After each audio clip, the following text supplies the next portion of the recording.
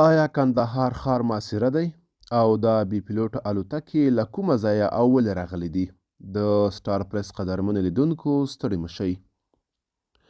د جمعې ورځې له سهاره تر دې دمه د کندهار ولایت پر مرکز او اړوند ولسوالیو بي پیلوټو الوتکې ګزمې کوي.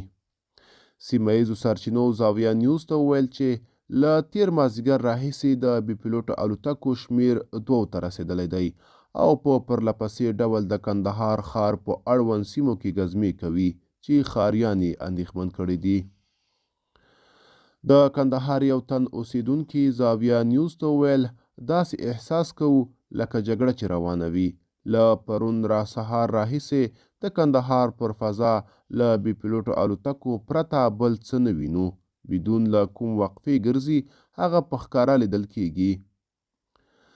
د کندهار ولایت پر فضا داسې مهال بي پیلوټو الوتکې ګزمې کوي چې تازه ځینو غربي رسنیو افغانستان کې د القاعده د حضور له بیا پیاوړتیا پرده پورته کړې ده. تر دې وړاندې امریکا ادعا کړې وه چې د بي پیلوټو الوتکې پر مټ د کابل ښار په زړه کې د القاعده شبکې رهبر یمن الظهري وژلی دی.